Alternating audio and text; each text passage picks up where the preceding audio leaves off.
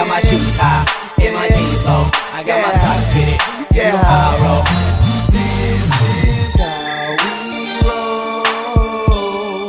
Yeah. Homicidal clothes cause I'm dressed to kill. Leave 6 bitches oohing cause I'm worth a mil. Flow is ill, spitting no vomit spill. Killing them softly but I ain't Lauren.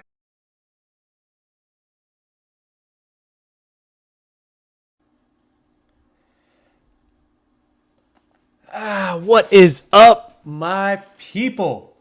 Welcome back to another episode of the Townie Sports Podcast. I am one of your 2 hosts, Sammy, and I am back alongside, as always, Vic. Vic, it's been a while, but how you doing, bro? It's been a while, Sammy. It feels good.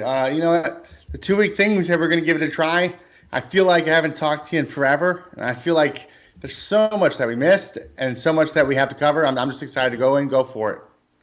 Man, we did miss a ton. Thankfully, last week, if you guys do not know, we were on the Fairweather podcast, so be sure to check out that episode. Vic and I were there. We touched on some things that you and I both talked about last time, but also adding on some things which we'll get to today. So let me kind of break down how we're going to do today. Going to do a little bit of the NBA playoff picture. I know that's something you and I love and we hold near and dear to our heart. Do a little bit of MLB free agency because obviously huge news for us since the last time we spoke. So, I have to throw that in there. We did not. We were on the Fairweather podcast, and I'm thinking like, oh yeah, we talked about that already. And yeah, I know. I was going through our previous show notes, and I was like, dang, we actually missed kind of a good amount of stuff. And then we're going to touch on March Madness, which I don't even know where to start with that. So that's going to be interesting. And then, we're going to close it out with the Townie takeaway. And we're going to call it this week Vic's U.S. Men's National Team Corner, or Vic's USMNT Corner. So I think that's going to be pretty exciting. I'm really excited about that segment. So, by the way, I just want you to know Morocco qualified for the World Cup today. So they did. And you know what? Ghana did not. Surprise, surprise. Good for Morocco. Proud of you guys. But all right, Vic, real quick. So before we get into the NBA playoff picture, this was something we didn't really touch on, but it was something I think you have a lot of knowledge about and something you wanted to touch on last week. So I'm going to pull it up here. The Deshaun Watson sweepstakes. So, Of course, we did not get to it last time because I believe he got signed that Wednesday, and Tuesday we had discussed it. Deshaun Watson obviously inked a humongous deal with the Cleveland Browns, which involved Cleveland sending their 3 first-rounders from this year, next year, and 2024, 2023 third-rounder, and a 2022 and 2024 fourth-rounder. So, Vic, break down this trade, break down this contract, give us kind of all the implications with this Deshaun Watson situation and why you love it. I love it. Or why you don't. I think it's a fine deal for the Browns. I think it's, it's a lot. It's a lot. You're hedging a lot, right? You're giving up, over 5 picks for one player, or 3, several picks for one player. That's a lot. Like 3 first-round picks. That's huge. I'm more concerned about the price that Miami paid for Tyreek Hill. So if you're Cleveland and you have a chance to get a franchise quarterback, and this is what it takes, it's worth it. Because even if you have a number 1 overall pick, you're not guaranteed a franchise guy. How many times have we seen that number 1 overall pick bust? Even that, even if they're not number 1 overall pick, just a first quarterback taken in a draft just bust. It's happened way too many times. Over these past few years. The famous one being Jamarcus Russell. Everybody remembers him, and he kind of flamed out. RG3 is another one. Not a number 1 overall pick, but a high pick that just did not make it in the NFL. So, to secure a guy that you already know is going to be a contributor and honestly a star. Let's be honest, because when Deshaun Watson, his final season, he was a star. So good for the Browns. Now they just need a little bit of help around him. I think they need to get some more wide receivers in there. I think they made a signing already. I know OBJ has said that he'd be willing to come back now that Baker Mayfield seems to be on the outs. And that's the crazier thing to me, Sammy, is that Houston, had all those picks, doesn't have a quarterback. Well, I guess they have Davis Mills, but just said no thanks. I know. You were thinking it was gonna be a QB swap, right? Like Baker was gonna go back, and Bro, like, I didn't realize that until you pointed it out. I was like, and then when you mentioned that the Texans didn't take Baker Mayfield, I'm like, that's savage. That is savage. That's a bad look. That's a bad look for Baker Mayfield. And now he's like begging teams to take him. I remember like the first team he was trying to court. He's like, oh, I want to go to the Cleveland. I want to go to the Colts. And like the Colts like, now we're good. We're gonna get Matt Ryan instead. We get Matt Ryan, right? For a third round pick. And you think that? I wonder what the asking price is from Cleveland because they have no leverage, right? What are they going to make Baker Mayfield sit on the bench? That's just going to be toxic for the team. I think I wouldn't be surprised if he goes for a few fourths or third round, late picks, mid picks. I don't see Cleveland getting anything higher than a third in return for Baker Mayfield, just based on what the market's been lately for quarterbacks, and he hasn't performed. So good for Cleveland, bad for Baker Mayfield. Okay deal for Houston, right? You're trying to rebuild here. You don't know what you have. Your future's set. You got a buttload of picks now. The question is, what can you do with them, right? So we'll see what happens there in Cleveland or in Houston. But I think both teams made the right decision at the end of the day. Deshaun Watson's on the move, and we'll see how long that suspension is too, right? That's another thing that's kind of lingering over the head of all this. We don't know how long that suspension is going to be. So. It all, even if it's would you be okay with it if it was a year, Sammy? A year? Yeah, would you be okay with like that trade if he was going to get suspended for a year? He's 28, right? 27? 27, yeah, I think. And he didn't play last year. I mean, I'd probably still be okay with it. I mean, you make a good point. Like, that's almost a guarantee that you're getting with Deshaun Watson, or a proven commodity, if you will. Whereas with those first round picks, those are more kind of unknown commodities. Are you going to draft the right guy? And you're taking chances on that. Yes, you're taking chance on a player who knows what it's going to be like. But, as you pointed out on the Fair Weather podcast, he's been healthy when he has played. Other than, the year he took off pretty much. But when he has played, he has been healthy and played well. I think it's worth it. Now, let me ask you this. Would you rather have this Deshaun Watson for all those picks, or would you rather have Russell Wilson for the 2 first-round picks, 2 second-round picks, Noah Fant, Drew Lock, Shelby Harris, and, you're giving back a 5th rounder, a 5th and a 4th, I think? Yeah, I'm cheap, so I'd probably go with the Russell Wilson version. You think that's cheap? I thought it was pretty cheap, yeah. Really? Wow. I thought it was a steep price, to be honest with you. Noah Fant looks like a good tight end. By all accounts, Shelby Harris is all right. But you're giving out 2 first-round picks and 2 second-round picks for a quarterback that's in his 30s? I mean, quarterbacks last a long time now. That's another, again, it's a proven commodity there. That's true, but he's a smaller guy. I know. I mean, that's the only thing that worries me is are you fit for that talent? Like, do you have the offensive line to accommodate that skill set? You know what I mean? I mean, I think that can actually apply to both of them. I mean, granted, Deshaun Watson is a bigger player, but the skill set's very similar. Decent arm, pretty good arms, above average arms, with athletic talent that can get and scramble out of the pocket. Both are actually pretty smart players. One has won a Super Bowl, so I mean that's what you have over the other one with Russell Wilson. So that's why I think maybe it's not that bad of a trade. I mean, granted, the age is probably a factor though. But I mean, that's why I'm okay with what the Browns gave up. I am shocked with what the Broncos gave up, and I'm shocked at what the Dolphins gave up for Tyreek Hill. The fact that a wide receiver is worth that.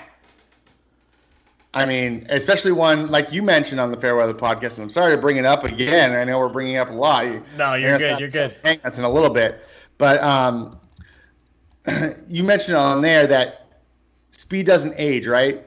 And speed ages. No, speed does age. That's what I'm saying. Speed ages, right? So like, he's 28. Last year he finished. I think it was like 7th or 8th. and total yards for wide receivers last year, and he finished behind Mark Andrews, a tight end. Right. But when you think of Tyreek Hill and you think of the price that he got, you would say, oh, that guy must have been the number 1, number 2 wide receiver in the league, and he wasn't even close. He wasn't. So. You're paying a guy only two, and I mentioned this on the Fairweather podcast, that you're paying a guy $2.5 million per year less than Devontae Adams, who's arguably the best wide receiver in all of football, who has probably an infinite route tree compared to Tyreek Hill. I would. Yeah, if we're talking about best wide receivers, then I got to go with my guy Cup. But I definitely think it's between one of those two, and I would definitely give up anything for either of them. Yeah.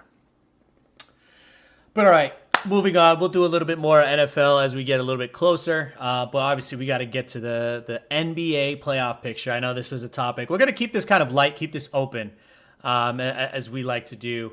Once in a while, just considering what we have going on in the NBA. We got the playoffs coming up. And there's not really a lot of like major topics to discuss as far as news and things like that, other than where are these teams going to sit? Where are they going to get to? What's their ceiling? What's their floor? First, obviously, let's get to the Celtics. So getting first place was awesome for the one day that we were in first. Currently now, I think we're back to fourth, only one game out though. That was after yesterday's loss, which we pretty much sat everybody, which I'm okay with, shelf it all. But the huge news out of that is, it's just we can't have nice things, bro. We really just can't have nice things. Rob Williams, it comes out the news yesterday that he has a torn meniscus and he is out indefinitely. Definitely out for the rest of the season, potentially for the entire playoffs. What are your feelings, Vic, after you found out this news and kind of talk about the roller coaster of emotions the last couple of days, right? I was gut checked. Like, I was devastated. It just such a Celtics thing to happen, right? You look back at our most recent playoff history and what's happened. We had the playoffs without Gordon Hayward, the playoffs where Kyrie Irving got hurt. The playoffs where Kendrick Perkins got hurt. In the finals, we had the playoffs where KG got hurt just before the playoffs started, and the famous Glenn Davis walk-off game where he hit the game-winning shot. But I'm not here to talk about the 08 Celtics. I'm so used to this now. When we get so close, and this isn't the fault of the players, this isn't the fault of anybody. It's just it sucks, just bad luck, and it's a real bummer, dude. And as a Celtics fan, I fear the worst, right? What do I want to happen with Rob? Well, I hope that the surgery is the one that is I believe it's there's one that's like a shaving, right? And then there's one that's like a full reconstruction. So if he has the full reconstruction, he is out for the entire year, not just the regular season, but the playoffs as well. And then there's the shaving where he could be back potentially in 6 to 8 weeks. For me here, I'm looking long term. Although this is one of the better teams that we've had in a while, I still want to look long term here because it looks like Rob Williams could end up being a foundational piece of the team. So if I'm team management, I'm erring on the side of caution here. As enticing as this sounds, and as enticing as it looks right now, I think this is just a preview of things to come, and we need to be patient with Rob coming back. I know Jaren Jackson Jr. had a similar injury, and they actually ended up keeping him out the entire season. So he missed a whole year because of it, and then came back, and now look where Memphis is. So, I'm devastated, Sammy. Now, what do I think that means for our playoff chances? It doesn't look great. I'm not thinking it's the end of the world because thank goodness we went out. We shored up our bench with Tice, but now it's really down to Grant and Al, and to see what they can do. It's really honestly, it's down to Grant. We saw what he could do as a role player off the bench. I want to see what he can do as potentially a starter and a potential 7th, 6th guy off the bench. Yeah, so going forward, so obviously for one day we were kind of on cloud 9. I mean, honestly, for the last 2 weeks we've been feeling great. Pretty good. I mean, for longer than that, but I think realistically, the last 3 weeks at least, we were like, wow, this team has made quite a jump, especially because the wins that were coming. We were getting very good wins against quality opponents. We were out teams. Yeah, we were blowing out very good teams, and it was just all because of our defense. And obviously, big Rob Williams is a huge part of that. But now that our bubble has been burst, I guess, what would you deem as, because obviously we were looking at just a few days ago as like, wow, the Celtics could come out of the East, right? There's a good chance the Celtics can come out of the East. Now, realistically looking at it, what do you think, or what would be your expectations for this team going into the playoffs? I mean, we know we're going to get into the playoffs. We don't quite know our matchup yet. I think we have a good idea where we're going to match up against. But as far as our path, what do you think is a solid expectation for the Celtics team? Like, where do they finish? Yeah. So, or, I mean, in the playoffs, how many rounds, whatever you want. Right. So without Rob at all, I think we can make it. I still think we can make it to. I think we'll make it to this at least one round, and then I'm hopeful that we can make it to the conference finals. With Rob, obviously, I think we can make it to the finals. But with Rob coming off it, we need to at least win one round. I think we can win one round at least. So conference semis. It really depends where we match up, Sammy. I'll be honest, because if we're looking right now at the playoff picture, as it stands today, the Celtics are in the 4th seed, and that would mean that they would match up with, I believe, Chicago. Was it Chicago? Yeah. So they would match up with Chicago, and actually, this 4th seed is kind of where we want to be, if I'm being honest, because it keeps us off Brooklyn and Milwaukee side of the bracket, right? Right. So, we'll end up playing Chicago, and then we would end up playing the winner of the 1-8 series, right? So, I mean, this is where we want to be. We want to be 4-5. We don't want to drop from 4-5. That's for damn sure. Yeah. 4-5 is where we want to be. Right now, we're 3.5 games up on Chicago and Toronto behind us. But I'll tell you who I don't want to see in the playoffs is Toronto. So if Toronto jumps up to the 5, I'll be worried. But other than that, I'm all set. Okay. And I just hate watching Nick Nurse coach.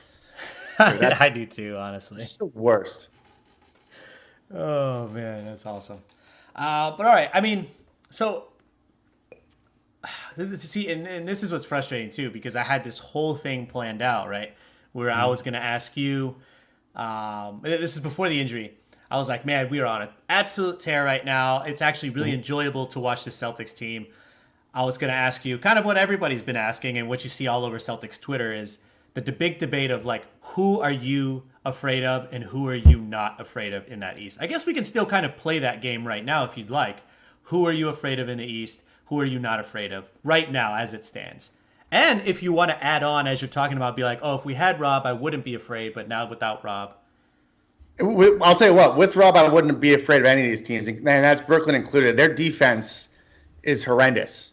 If you look at, the people that they're putting out there, now granted, KD can hold his own, and Kyrie doesn't try at all on defense. He's not a big defense guy. Seth Curry isn't scaring anybody, right? I mean, defensively, Brooklyn doesn't scare me. It's the offense that worries me. And without having Rob, I'm pretty much afraid of Milwaukee, Brooklyn, and Philly, because I think it would be difficult for us to match up against Embiid without Rob in there, at least eating some minutes. Now, Horford can guard Embiid, but I don't know if he can do it for 42 minutes a game, in a 7-game series. That might be tough, and we all know Embiid can get his. Now, I think those are the two teams that I'm probably the most afraid of: Milwaukee and Brooklyn, and then Philly 3. Yeah, I think I agree with you there. I don't know why. I just have this gut feeling that I am not afraid of Milwaukee. I just don't know why. I know Giannis is. I know I'm crazy. I'm absolutely nuts. I think we match up pretty well. I think we'll have a way to counter them with Rob, obviously. Now I'm a little more afraid of them, for sure. But before that, I was not. I'm actually still not as afraid of Philly, mostly because I'm looking at a situation where, one, we've done this to them before, right? Like we've beat them without Robert Williams before. Granted, Al Horford was technically younger and probably could match up for a lot longer. Plus, this is I just think in my gut, in my heart, knowing NBA as much as I do. I mean, I'm sorry, KK. I'm just waiting for Philly to implode in a playoff series. Those guys that will implode. And Harden kind of already is, right? I mean, he had the honeymoon period where he was, killing it and really balling out, and then all of a sudden it started looking like he's going flat again. I mean, last night they played the Suns, and he got an absolute schooling by Devin Booker. And when he doesn't have it offensively, he's in trouble. Can we also mention Marcus Smart absolutely owns James Harden? Marcus Smart owns a lot of people, so I'm just saying, but because it's a good matchup for Marcus Smart, like he owns James Harden. But continue, he really does. I apologize. No, I'm right there. I like, and the good thing about that though, Sammy, is that they got rid of a key player in Seth Curry, who kind of stretched the floor a little bit more than Harden does. Of course, Harden stretches the floor. He's a great shooter. He's a better shooter than Seth Curry. Well, I don't know about percentage-wise, but in terms of like the type of style of offense that the 76ers want to play, I feel like Seth Curry was a better fit than James Harden. I know I sound crazy. I still like the trade for Philly, but if this is the player that Philly's getting right now, I'd be nervous. I'd start getting nervous. Yeah. Got to be a little bit nervous there. Oh, 100% nervous. If you're not nervous, if you're a Philly fan, I don't know. I don't know if you watch the NBA at all, because James Harden likes to disappear in the playoffs. So let me ask you this too. I know we got Arctic JC in here. He's a big Heat fan. One of my best friends, he's a very big Heat fan as well. Let me ask you this. Why are you not as afraid of the Heat as maybe we should be? I think they're overrated, to be honest with you. The Heat, they rank in the middle of everything, based and in terms of offensive and defensive ratings right now. If you look at their ratings now, they're a good defensive team, but honestly, Jimmy Butler doesn't scare me. I feel like I'm not worried about them having a guy to make. Jimmy Butler's been banged up all season as well. So yeah, and not only that, he's just not. Jimmy Butler doesn't put the fear of God in me. You know what I mean? Like when Jimmy Butler has the ball, I'm not like, oh God, Jimmy Butler has the ball. I'm not afraid of it. Now, if we're gonna look at offensive rating, this is his whole season, so. The Heat rank almost, I think, where do they rank at? Let's see here, 12th, right? And then defensive rating, they're 5th. I mean, net rating, 6th. That's not a team that puts the fear of God in me, especially when you don't have a star. You know what I mean? Right. Now, if we're looking at just last month here, just for the month of March, and, this is when obviously things start to heat up, players start to play for real. You got the Heat net rating 13th in the last month. 1.6. And you look at the Celtics net rating, 14. All right? Big discrepancy there. Actually, the Heat rank one of the lowest of all the playoff teams currently for the last month. So, I don't know. And then the Spo thing. I mean, we didn't even talk about the Spo thing yet. The blow up on the sidelines where Jimmy Butler was about to fight Eric Spoelstra. Talk about a tenured coach. I mean, he's probably is he the second most tenured coach in the league right now? I think so. And you're going to try and fight him. And I get it. Emotions run high. It's Heat culture, right? Heat culture. And I don't know. I just don't know. I feel like Jimmy Butler, whenever he's at a place for more than 3 years, he starts to wear out his welcome because he thinks he's a little bit better than he actually is. I mean, let me ask you this. Would you take Jimmy Butler over Paul George? I don't know that I would. Yes, but it's close. I like that. I like that point right there. The only person on the Heat that scares me is Kyle Lowry, and it's because he always killed the Celtics when he was with the Raptors. Bam Adebayo as well. Well, I mean, Bam's great, and especially if we don't have Rob, it's scary. But Bam, I'm not worried about Bam taking a shot in the last 15 minutes of the game, because that's been the Celtics' Achilles heel, right? Has been their clutch stats, right?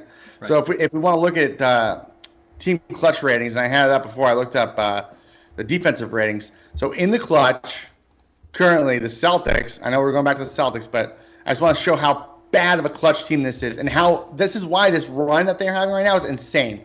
So the Celtics are still 12-20 in clutch time. All right, that means clutch time means when it's 5 minutes left, and there's a team is trailing or leading by 5 or less points. Okay, so in close games like that, the Celtics are 12-20, one of the worst clutch teams in the NBA. Now, the Heat are 12th, a lot better than the Celtics, but I'm still not worried about Tyler Hero coming off a screen taking a shot with 20 seconds left. I'd rather have Tatum out there. You know what I mean? Right. So I think we match up for them star for star. Heat don't scare me. Okay. Yeah, I mean, just to put it in perspective, according to 538, the Miami Heat's defensive plus minus is a 3.0, where the Celtics is a 4.1. So you're looking at another situation if we do end up matching up with the Miami Heat, where it's going to be just one of those defensive battle games. And yes, probably the onus goes to us in that situation, because we probably have more proven scorers that can get the job done. But yeah, I'm right there with you. I'm not quite as afraid of the Heat as maybe I should be, and that is from probably the offensive standpoint. I think we're a better defensive team. It's already proven. But like you mentioned, without Rob, that's still up to be seen going forward. You know what the scary thing is about the Celtics, though, is that our net rating for the year in clutch time is negative 8.8. That's what scares me the most. More than Rob being out is our ability to close in close games. And that's what I think will end up killing us in the end. It's gotten better, though, in the last month. No, it hasn't. Jesus Christ. We're a net rating of – it feels like it has. But you know what? The funny thing is that these games that we're winning, we're blowing people out. It's not close. And so our clutch rating, we've had three games. We're 1-2 this month in clutch games. Our net rating is minus 21.8. Good God. So let's just hope we stay out of those close games. Yeah. But the only team worse than that, though, Sammy, the only team worse than that in the last month, the Miami Heat, 2-4 with a net rating of negative 58.9. Wow. Heat culture. Heat culture. And before we move on, I just wanted to be noted. I got to point out this stat because I saw it all over Celtics Twitter. It's kind of a site that I like to use. I actually got to send it to you because they got a lot of good stuff on there. According to 538, which they run so many different projections on player ratings, numbers, games, all that good stuff. It's a very big stat-heavy website, especially when it comes to sports. The Celtics are currently a 29% chance of winning the finals, and they have a 44% chance of making the finals. They are the highest Eastern Conference team, according to this metric, to make the finals, only second to 28% of the Milwaukee Bucks. Now, granted, we've only had a couple days without Rob Williams, so let's see how those metrics kind of transform over the next couple of games going into the playoffs. I think that's going to be interesting to look at. Obviously, it has gone down. To win the finals has gone down slightly in the last week, so that's something to keep an eye on as well. But anyway, let's get to the West. So I know this is something you wanted to touch on. Yes. You wanted to talk about kind of West. I know we don't talk about the West enough. So let's get to the West right now. Mm-hmm. Yeah, exactly. So right now we got Phoenix obviously in first, kind of cruising. But man, can I get some of my flowers on those Memphis Grizzlies, man? Holy cow! I did not think they would be this good, though. I did not think. Very nice. I knew to hammer that over, but damn. Our over-unders, I know you went back and you looked at them, but how did we do overall? We did excellent. Let me pull this up real quick. Let's take up victory. Yeah. This is good stuff, right? Let's see here. Oh no, did I lose it? Hold on. This is good TV. Yeah. Okay, here we go. So our over-unders, I don't remember all of yours, but I think you and I had a bunch of similar ones. Obviously, we had the Celtics. We took the 46.5 over, and we already hit that. The Chicago Bulls, I took the over. You didn't like it, but you stayed away from it, so I respect that. 42.5, they've already hit that. They got 43. Yep. The Philadelphia 76ers, 50.5. I said slam the under. Granted, I didn't know there would be a James Harden trade, but it's not like that's going to help them. We'll see in the next few games. I'm getting real close. They're 46 wins, I think, right now. Yeah, I'm getting close. The Orlando Magic, this is the one that I'm like, I don't know. 22.5. I said take the over. They're at 20. They have 6 games left, so hopefully they can win 3 out of 6. If not, I'm okay with that as long as the Sixers don't hit 51 wins.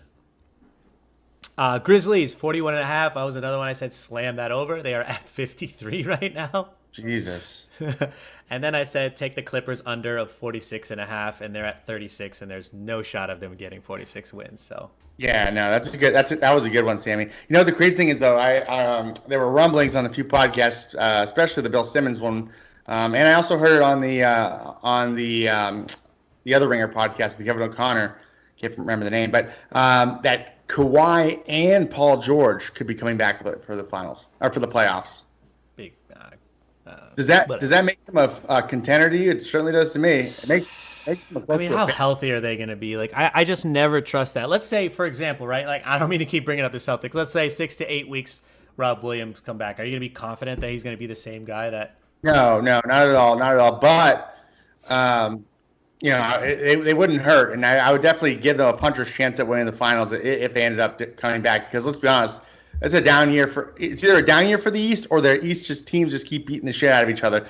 But you're looking at the leaders in the Eastern Conference Finals right now with 46 wins. The Phoenix Suns are at 61 wins right now. All right? So, I mean, this is impressive. And that's the West team I really want to talk about. It was the Phoenix Suns because I feel like you don't get love. Hit it. That's your West team. This is my West team, and it's. I mean, call me whatever you want, Homer, whatever. But I mean, this team. You've been on them for the last year or two, so. Yeah. Well, here's the thing: is I was looking at some stats. I wanted to find something crazy that kind of stood out here. So they've played 37 games in clutch time scenarios, right? Their net rating is 32.5. I'm sorry, they played 30. Yeah, they played 37 games, and their net rating is 32.5 in those 37 games in clutch time scenarios. The next closest team is Milwaukee, who also has 37 games in clutch time scenario, 15 net rating. They are double the next highest net rating. Their effective field goal percentage in that clutch time, 64.8%. It's insane. Their true shooting percentage is 68. I mean, this team is impressive in the clutch, and that's what you want. Honestly, that's what you want in the playoffs. In the playoffs, a team that's clutch. Yeah. And they have several players that can hit you with a dagger. They're gonna have Chris Paul back. They're gonna have Devin Booker. You know, I wouldn't even trust Ayton. Hitting a shot from inside 20 feet. Just so many different weapons on the team, and they're fun to watch too. So Ayton in the pick and roll with Chris Paul is awesome. Booker has made a tremendous leap this year. And if I were to tell, like, what was the knock always on Devin Booker for you that you heard people say? That he doesn't play defense, right? Yeah. He's an offense only guy. Devin Booker's defensive win shares are actually quite impressive. His defensive rating is, I think, the highest among any guard. So, prove it. Impressive stats.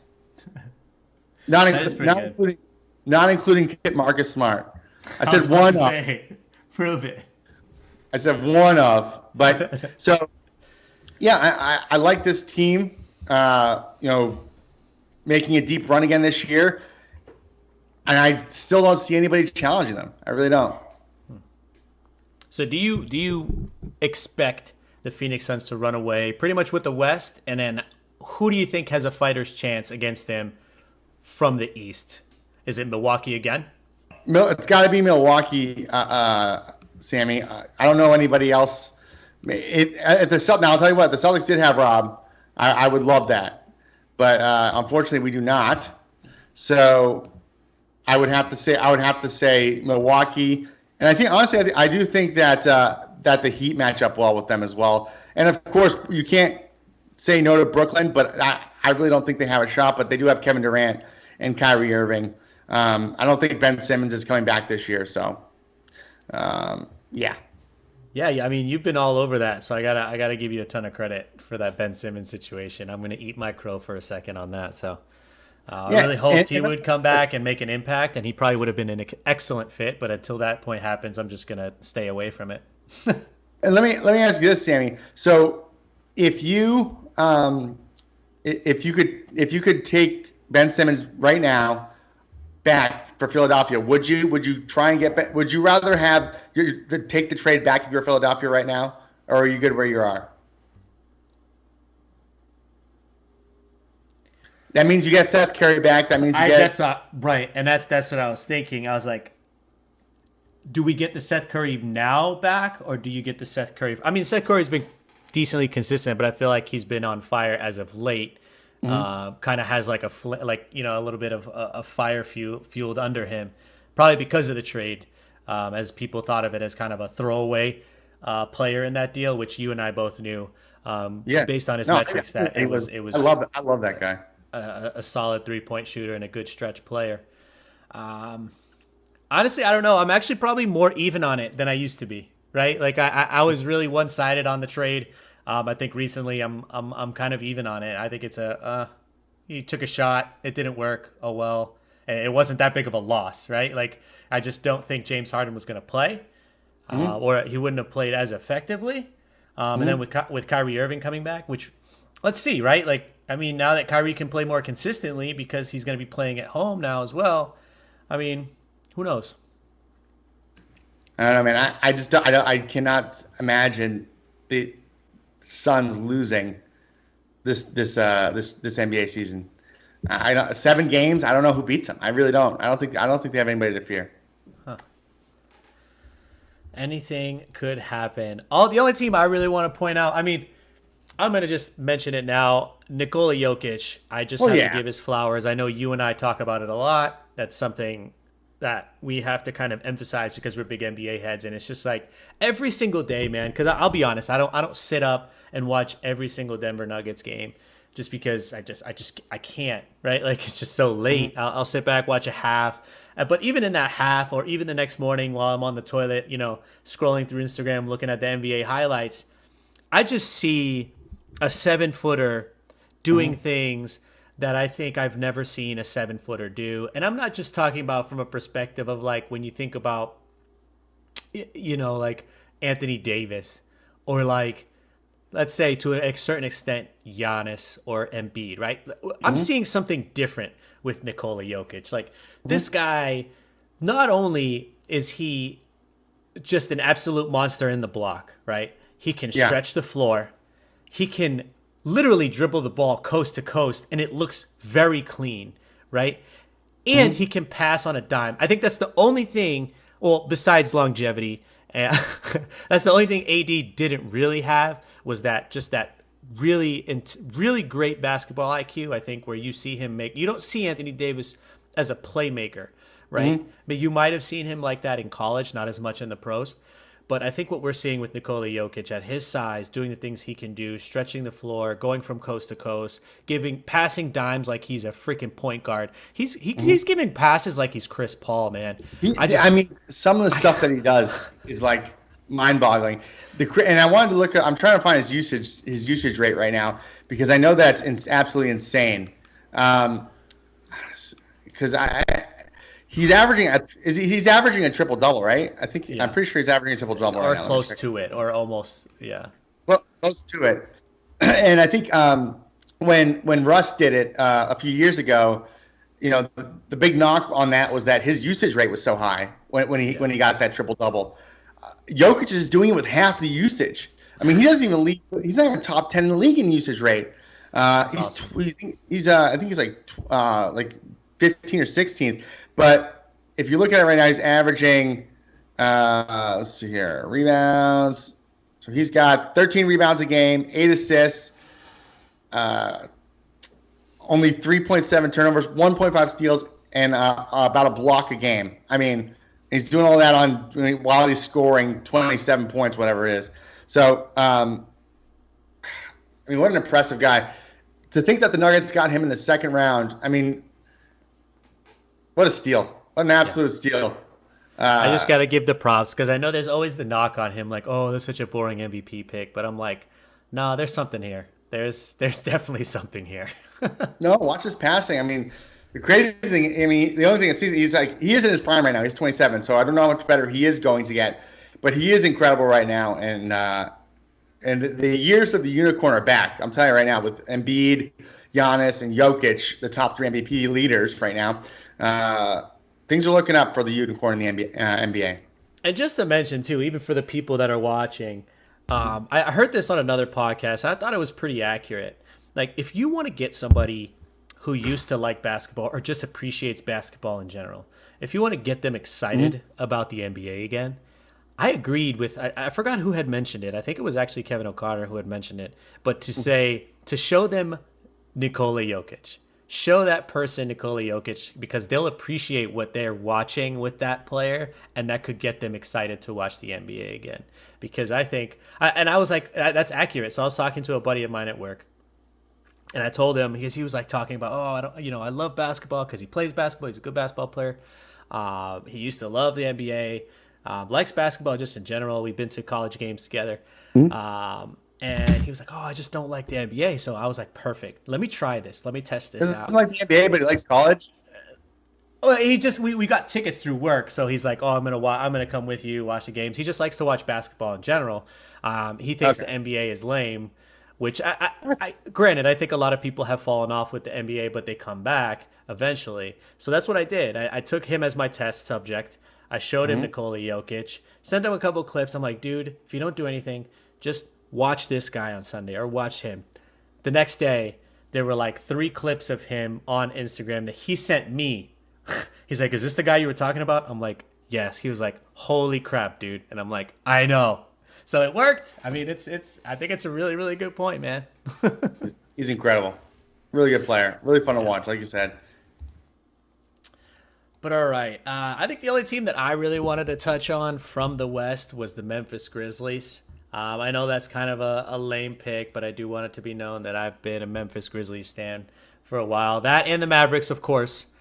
But currently, the Memphis Grizzlies have a 17% chance of making the finals, which is, I believe it's 3rd out of all the West teams. Honestly, and speaking of which, dude, you know who's 3rd in the West of a chance to make the finals? Or, I mean, 2nd. You know who's 2nd is the Nuggets. The Nuggets are at 18% chance. That's why I don't like 538. I mean, a lot of their stuff gets kind of skewed. If like one metric can just and really it's heavily weighted on net rating. I think that Raptor forecast thing that they use.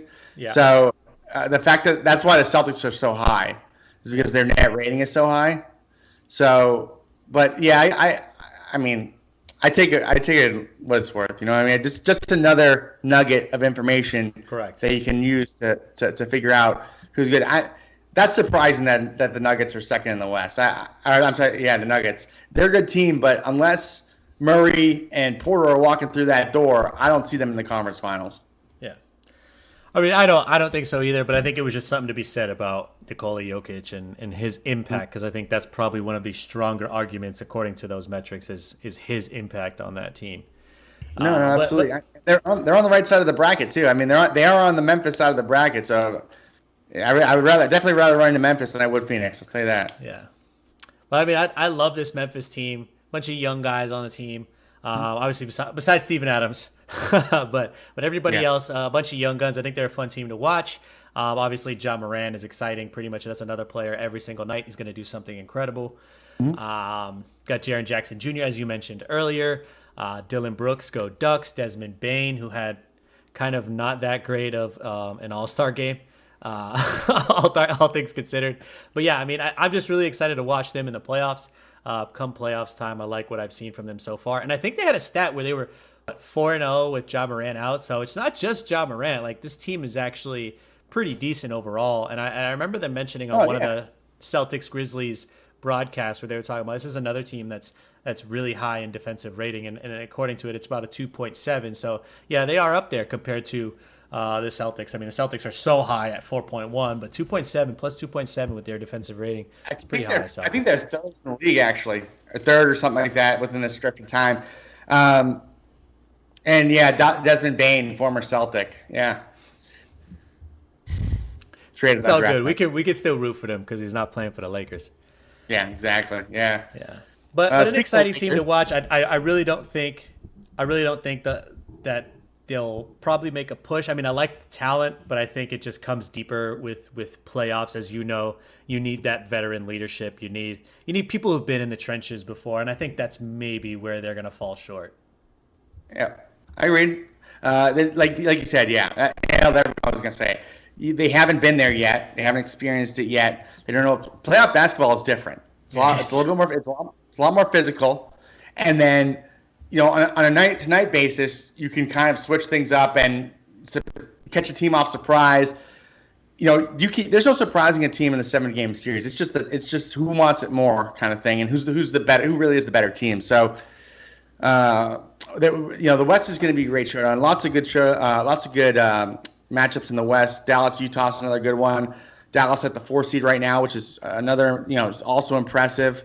I think the most impressive thing about the playoff picture right now in the NBA is that the Lakers are sitting in the 10th seed, fighting for their playoff life. Yeah, they're only a game up, I believe, on the San Antonio Spurs. Yes, they're a half game up on the Spurs. And their remaining schedules are as follows. The Spurs have Memphis, then Portland. Oh no, I'm sorry. That's not them. That's them. Okay, so they have Memphis, Portland again, Denver, Minnesota, Golden State, and then Dallas to end it. Compare that to the Lakers, who I think played Denver twice. They play. Who else did I saw they played? They played the Lakers, the Nuggets twice. I think once at the end of the year, their very last game. Utah, New Orleans, Phoenix, and Golden State, and they have an OKC sprinkled in there. So much harder strength of schedule for the Lakers to have to go through than San Antonio. I think that the Lakers are going to end up falling out. And that was something that I saw. Like, that was one of the small little trinkets of news that I was looking at today with regards to the NBA was the Lakers situation, and should they shut it down? And no. What do you think? Like, do you think they should shut it down? I think LeBron cares too much about the numbers, and so I think he's going to keep trying. Okay. He's closing in on Kareem. I think he's got a few more years to do it. But I think every point matters at this point. Yeah. And what about the prognosis on Anthony Davis? What do you mean prognosis? As far as coming back? I don't think he's coming back for the end of the regular season. Do you? I don't think so. Not from anything that I've seen. You mean as far as bringing him back? Oh yeah, I wouldn't bring Anthony Davis back. No. Okay. So yeah, I mean, that's why there was a debate on whether they should shut it down or not, or just have such a bad playoff. You know what I mean? Like a bad playoff run, probably one of the worst we've seen from him. If he were to make it into the playoffs, it would just be a struggle. Even if they did make it, I don't even think they make it to a round. They might win the playoff round, but I don't think they make it past the first round for sure. Yeah, either. They would be matched up with Phoenix. Yep. Most likely, right? So if they win both games, yeah.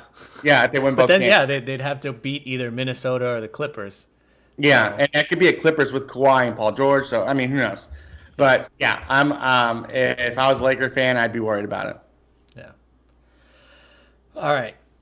But any other West teams you want to get to? I know we touched on kind of the big ones in the big picture there in the Western Conference. That was all I want. I just wanted the West to get its love. I feel like we always talk East, we always talk Celtics. I wanted the West to get some love. Yeah, I think we sprinkled in a little bit of West love there. So shout out to TK, shout out to Sean, Anthony. What up, Geronimo? We know Anthony's watching right now. What up, Geronimo? Right, Vic. MLB free agency. This is crazy. We haven't talked about this, and I have to sprinkle it in there, man. The Red Sox got their second baseman, bro. The Red Sox got their second baseman. Trevor Story, 6 years, $140 million. I thought it was an absolute steal. It was a big splash, but with a very team-friendly deal. What did you think about this? How excited were you? I was pretty hungover with the news in the morning, but I was. Oh no! I'm pretty pumped. I'm pretty pumped. I mean, currently on Baseball Reference right now, they have his projections for 2022 up, and they have him with the 265 batting average, 486 slugging, 24 home runs, and 69 RBIs. And add 19 stolen bases there. And you got yourself a great player. Now, I would love that if he finished with that. Jeez. But he hit 24. He hit 24 home runs. Granted, yes, it was a lot of it was in Colorado, but he hit 24 home runs with like that lineup last year. Like who else in that lineup were you afraid of? Nobody. Nobody. But you look at now where he's going to be sprinkled in between Xander, Rafael Devers, JD Martinez. Like where are you pitching? You know what I mean? So pick your poison there in that top four. And also, like, this is a guy that's capable of pop, right? I mean, he's had 230 home run seasons in his career. So, it could happen at Fenway. Who knows? But, I mean, in my opinion, I think he's going to abuse that wall, dude. and this is when, like, baseball players are reaching their prime, right? 28, 29, 30. Yeah. At least that's how it used to be before I stopped watching baseball after the Red Sox traded everybody. But... if he can pepper that monster, get a few monster doubles, I think we're all set. Now, it's funny you mentioned that he's going to be second baseman. I get that, and I get that you do that because of Bogey. But, I mean, if you're Bogey, that guy's a better shortstop than you. Just move over, right? And here's the thing, and I hear it discussed all the time, that the reason why he wants to stay there is because of the shortstop money. Shortstops make way more money than second baseman. Even though we know Bogaerts is probably more fit to play second than short, he wants the shortstop money. Now, I'm really hoping... Now, they've proven us wrong before, right, with the whole Mookie Betts situation. But I'm really hoping that they move him over and they still give him shortstop money. But I think it's going to be a half and half. They might have to just switch positions a couple times based on matchups and situations like that. So it doesn't look like they're paying a second baseman. So it's tough. It's tough on both sides. Now, does he want to stay in Boston? I mean, everything that he's mentioned, he does. Comparatively to Mookie, who made it seem like he didn't want to stay in Boston, Xander seems like he wants to stay in Boston. Well, we kind of pushed Mookie out, but yeah. I don't see this. I think they did this story deal for Bogaerts insurance. Yeah, that's all it was. And I don't even think it was insurance. I think it was more shoring that up while you can right now, because he's going to be gone when free agency comes, because this ownership group is not going to pay him. Well, he's got 2 or 3 more years left on the deal? 2, I thought. Yeah. So yeah, he's got 2 more years on that deal. So, and I think after 4, there's an option for Story, which he's obviously going to take unless he wants to test. And if he hits 30-plus bombs the next 2 years, he might test. But yeah, it's definitely insurance for Bogaerts. And then looking at the long term, looking at Marcelo Meyer, looking to be probably one of our top prospects coming up. And then, Travis... Yeah, and the timing fits perfectly. I mean, so like Bogey leaves in free agency, and then Marcelo Meyer comes up. That would be He would be one of those mid-year. If he's this good, he's projected to be up in 2 or 3 years. This is a guy that has not played a single day of professional baseball. I know. But that's kind of when if you got a top prospect in 2 to 3 years, he should be already through the pipeline, ready to come up.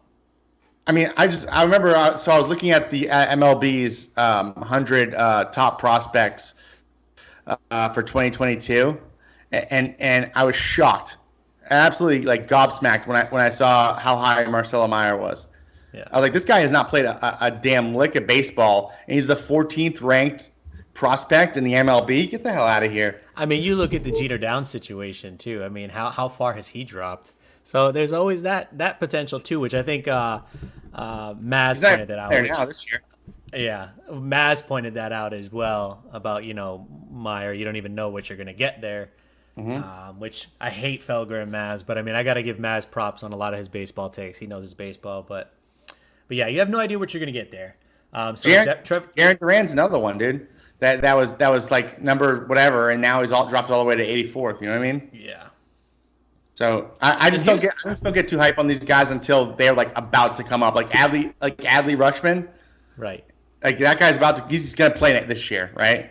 So, I mean, and speaking of, this is something I know TK mentioned to us, and I think it's a really great topic of conversation as we're on the topic of the Red Sox. Is I think the interesting thing here is going to be the combination of Trevor Story and Xander Bogaerts, where their positions will lie, and then also who gets the most starts at first base. Well, it depends. When does Tristan Casas come up? Exactly. So is Bobby Dalbec going to be the first baseman, or is Casas going to take it? I don't know. I mean, they're both young guys, right? So I think Casas is 22. Dalbec is what, 24, 23? I think, yeah. So, the thing about Casas is that he's a left-handed bat, right? Bobby, if I remember, is right? Is a righty. Mm-hmm. Yeah. Sit that Dalbec down. Yeah. So that I can do another lefty to the lineup. The only thing that worries me about Casas is he didn't get called up last year. When honestly, I thought he would. He didn't even get like the 60-man call up. You know what I mean? I don't think they needed it. I don't think there was a demand for it. I mean, I feel like you always should put the best player there, but I think with what they were doing in that team, where they were at, and then the move they made for Schwarber, I think they were okay not doing it. And I'm okay with that. Like, for me, you bring that guy up now and give him a taste of the postseason, right? Right. So that way, when the time comes, he's ready to go. But, we'll see him. I'm sure we'll see him in Boston at some point next year. I don't think he starts these games. But I think the person that starts the most games at first for Boston isn't on the team yet. So, I think it could be somebody that either comes via trade later in the season. But I do not like having Dalbec for the entire year there. I don't think it's not just his offense; it's his defense that worries me too. He's a solid defender, but he's not Schwarber at defense. But yeah, it is what it is.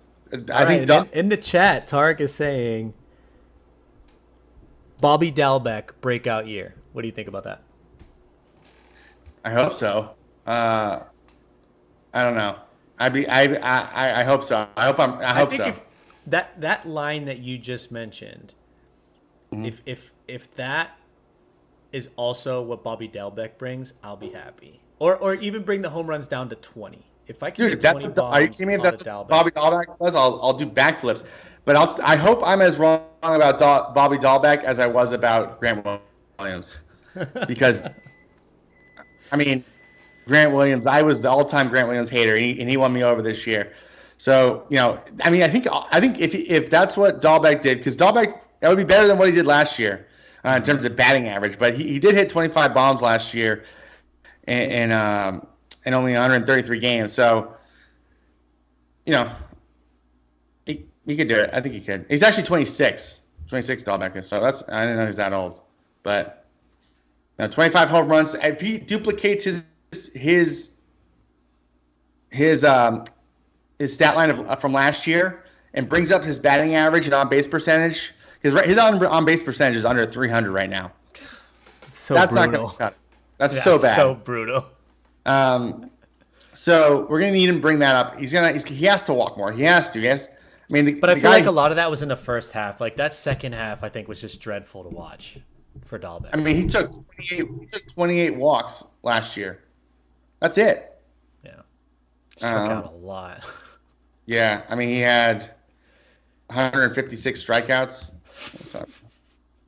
But you look at somebody like Trevor Story, and how many times, what his on-base percentage was. And I know this guy's a Rays guy, Kyle Bloom.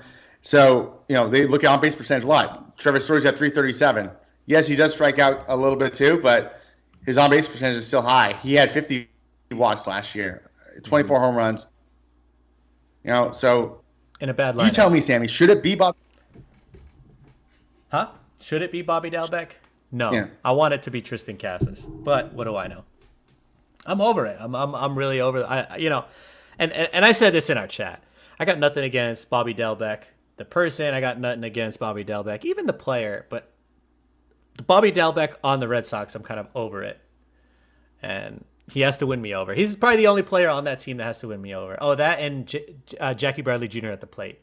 I hope I don't see him at the plate. Oh, God, yeah. Oh, I forgot about that. Oh, I forgot about JBJ. No, it's good to have him back. I love JBJ, but yeah, he is an awful hitter. Remember that one year he batted like 260 though, and it was like the greatest year of our lives. Because he had like 30. He almost had like 30 games in a row. Yeah, he hit like a double or something like that. I was like, this is not. There's no way this lasts. This guy sucks. I just want him to hit over the Mendoza line this year. If he can do that, I'd be happy. I mean, what are you expecting from Jack? I mean, our defense is going to save us in a lot of games, I feel like, but we do have the bats there, I think. Mm-hmm. I think we're looking pretty good in the outfield. I know there's a lot of people that are ragging on us for not getting a right fielder, but dude, Kike's underrated as a utility player. I think a guy like that is so valuable, and I think his value in the playoffs always shows. So I mean, you got Kike that can play anywhere out there. You got Doogie that can pretty much. I mean, he's got his role there. I mean, Jackie Bradley, throw him in right, or I mean, you might have to keep him in center with Kike there. I mean, I don't know. I just don't really know what you do with the outfield. I think the outfield's fine, personally. I mean, I think you could just plug and play anybody in that outfield. I mean, his last year in Boston, 2020, he did hit 280, JBJ. Now, granted, it was 50 games, but yeah. he still did it. What was the year before that? What was the year before that? 235? Just 25. You want to know what last year was? 163. I know. It was on the Section 10 podcast they kept talking about. What the hell? Oh my God! And it's not like he struck out a lot. He struck out, but not a lot. He wasn't walking either. I mean, he needs to be better. Otherwise, we need to. I honestly, I don't think. Do you think JBJ is our starting center fielder? He started got that hit under like the Mendoza line last year. No, it's gonna be Kike. I think JBJ is gonna be insurance. I think he's gonna fit it to injuries or when people need rest. He's a good guy to put out there. I mean, he's not gonna kill you on defense, right? He's gonna actually save you if anything. On defense, throw him at the bottom of the lineup. Whatever. If he hits, he hits. If he doesn't, oh well. How many games do you think he plays? Like 50? JBJ? 50? Yeah. No, more than that. For sure, more than that. Oh yeah, absolutely. Okay. I would put him like around 120. Oh, I'll take the under. Oh really? Okay. Yeah, I mean we do still have Renfroe and right, so and JBJ still got wheels. We do not have Renfroe, by the way. Oh, he left? Yeah. Oh, son of a bitch! Oh, these are the 22-21 statistics. Oh, son of a bitch! I was so happy. Yeah, so right now the projected lineup is, let's see here. Where are you? Who plays right field? Would we have Verdugo? Duh. No, Verdugo's on the left. Yeah, who would you put in right? Who's playing center? Kike? Yeah, if Kike's playing center, who's playing left then? Yeah, JBJ. Exactly. We don't have another starting outfielder, right? Unless we want to start bringing up Jaron Duran, which I don't think he's going to be. I think he's going to be. You think so? You think he's going to be the roster? Yeah. I mean, he was last year, so. Well, not for the whole year, though, but at the end of the year. But yeah, I think they'll do the same thing. He might come up actually sooner, but we'll see what he does in the minors. I think that's what they're waiting on, honestly. I think that's. Tarek said that JD is going to play a lot of. But who's going to? I don't know. We'll see. Yeah. All right, real quick. Want to touch on a couple other free agency news we didn't get to. Pretty much just the major ones. So the Philadelphia Phillies get some help in their lineup. So they look like a team that's going to really hit the ball. It's a pretty decent lineup, but I don't know who's going to play defense on that team. They added Nick Castellanos and Kyle Schwarber. So this is going to be interesting to watch. I'm probably going to watch out and see where their error totals are and look at their fielding percentages and stuff, because I think this is a team that's going to really hit, but they're going to actually shoot themselves in the foot because their defense is going to be so horrendous. And then the other news that we didn't cook on this baseball stuff. Oh, I said go ahead. Cook on the baseball stuff. Okay. No, and then Freddie Freeman goes to LA, 6 years, $162 million. Good for him. He went and got his bag. If I'm LA and I'm an LA fan, I'm kind of scratching my head here. That's a lot of money for a guy that's 32 years old, kind of on the end of his career, probably at the end of his prime. But also, it just looked like the Dodgers just don't really give a crap about the CBT, right? Like they just said, we don't care. What the hell is that? Like, we're gonna just give everybody max money. I thought the Braves won with the Matt Olson situation. They got a guy that's younger. That's like Matt Olson hit. I didn't even know this. Matt Olson hit, and I should have known because he had a prime card in or one of those all-star cards in an MLB The Show. But Matt Olson hit 36 bombs last year. Quiet. Yeah, he was in the home run derby, dude. He was quiet. That's what happens when you play in Oakland. Nobody knows what you're doing. Yeah, nobody gives a shit. Yeah. But all right, that's it on the little MLB corner. Vic, did you want to touch on the March Madness situation before we get to USMNT? I know we're at about an hour right now. So yeah, I mean, it's been great. It's been great so far. St. Peter's, what a magical run. Unfortunately, it's over. I wish they could have been around a little bit longer. But you get Duke UNC for the first time ever in the NCAA tournament matching up. That's kind of cool. Yeah. Kansas is in there. A lot of the big schools are there that we thought were going to be there at the end. A lot are missing. So Chet Holmgren's gone. A lot of top picks are gone as well. Jaden Ivey's gone. The guy from Auburn's gone. Jabari Smith.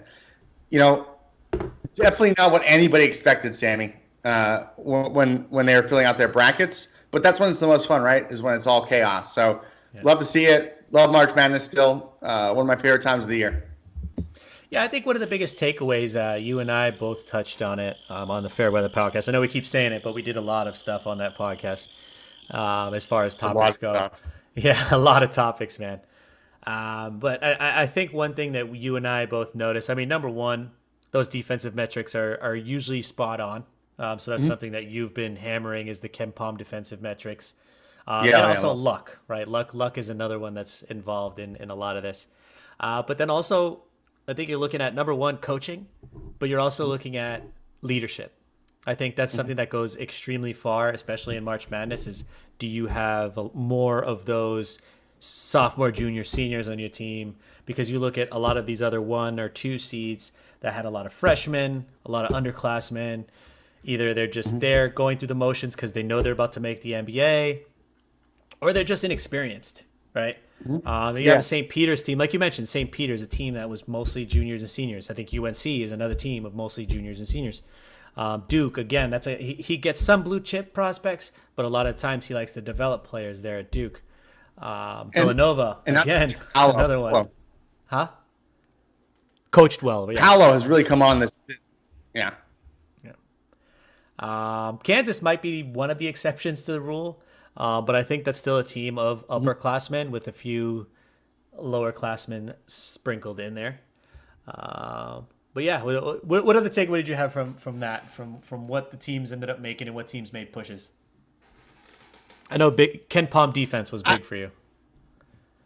Yeah, I love the KenPom thing. Like I was especially when you're betting, I would say So I implored that tactic, and I would say I would won about like 50% of my bets. So the St. Peter's one was my all-time one, even though they weren't that much of a defensive favorite. But I think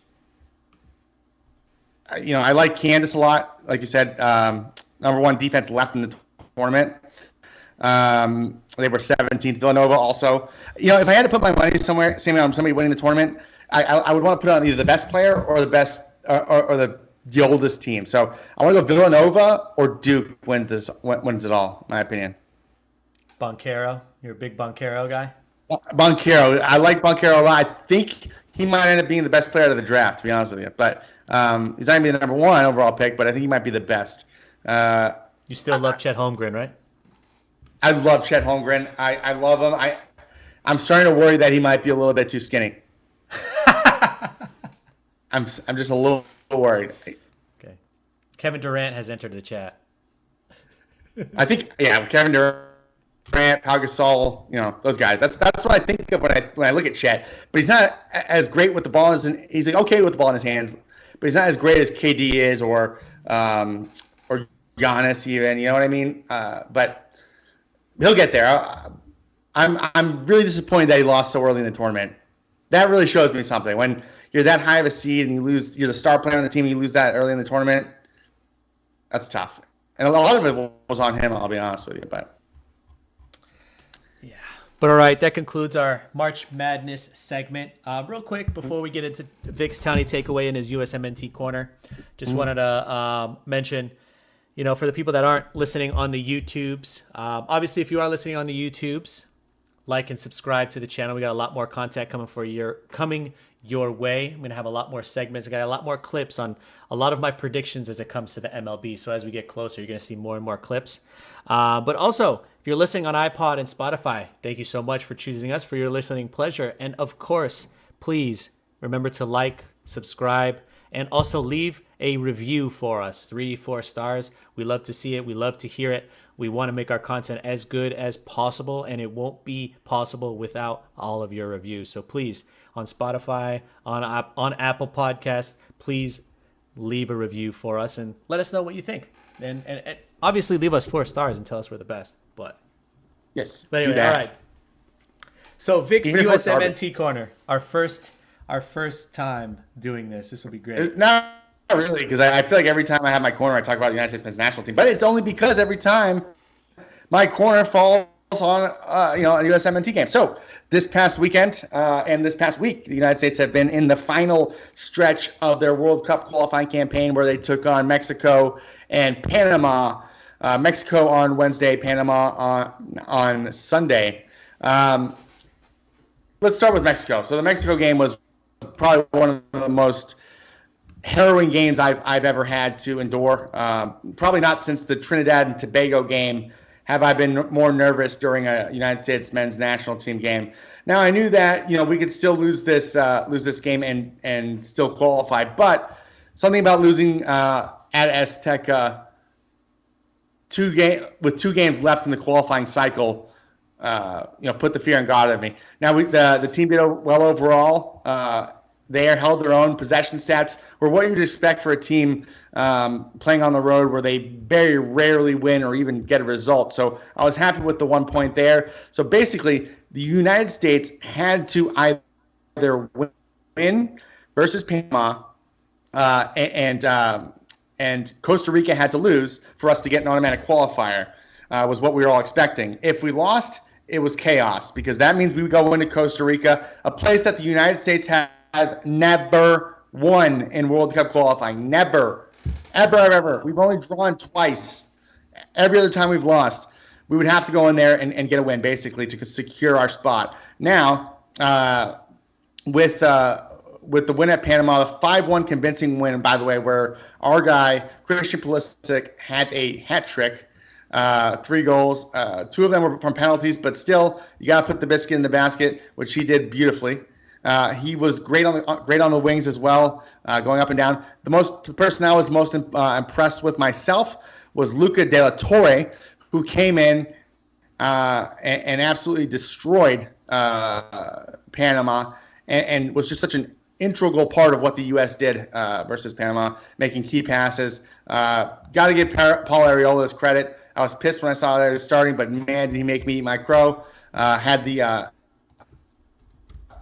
second goal, really goal that the United States scored after the initial penalty kick. And I'll tell you, being there after that Arriola goal, I felt like, oh okay, this is different. Something's going to happen here. We ended up putting up four goals in that half, which I believe is like an incredible achievement for the United States. But on top of that, you had Gio Reyna come in the second half and absolutely make these guys look like fools. Granted, we only scored once in the second half, but that really isn't how it felt. It was a game in hand for the U.S. They didn't really give a shit. All they cared about was not getting hurt. So you look at the stats, and they don't look good. But I'm telling you, I was there. We weren't worried about shit. They were just kicking it back, relaxing, and doing all that we had to do to basically secure a result there. Now, what that means for the United States moving forward. Well, we go to Costa Rica. Like I said, a place we've never won before. Really only having to not lose by 6 points to guarantee us a spot in the World Cup. Now, if you're a USMNT fan like myself, you've suffered long and hard for World Cup qualification. So this means everything. The fact that we've all but qualified already is absolutely beautiful.